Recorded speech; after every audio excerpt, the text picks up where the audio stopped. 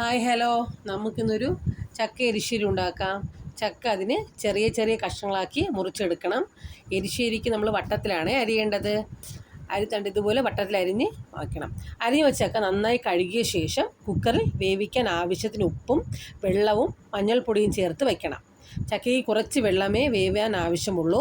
ഒരു 3 വിസിൽ കേട്ടാൽ മതിയാവും. അടുത്ത് നമുക്ക് ചക്കയ്ക്ക് ആവശ്യമായ കൂട്ട് എന്താണെന്നൊക്കെ നോക്കാം. തേങ്ങ, കുരുമുളക്, ജീരകം, 2 കഷ്ണം വെളുത്തുള്ളി, മുളക് പൊടി, മഞ്ഞൾപ്പൊടി എല്ലാം ചേർത്ത് നന്നായി അരച്ചെടുക്കണം. ചക്ക നന്നായി ഉടച്ചതിന് ശേഷം അതിലേക്ക് ഈ കൂട്ടൊഴിച്ച് നന്നായി ചൂടാക്കണം.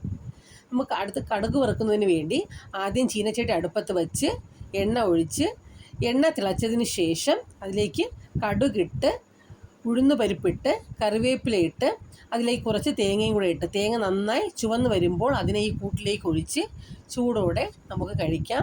നല്ല ടേസ്റ്റാണ്. എല്ലാവരും ട്രൈ ചെയ്ത് നോക്കണം. ഇഷ്ടമായാൽ ലൈക്ക് ചെയ്യണം, കമൻറ്റ് ചെയ്യണം, സബ്സ്ക്രൈബ് ചെയ്യണം.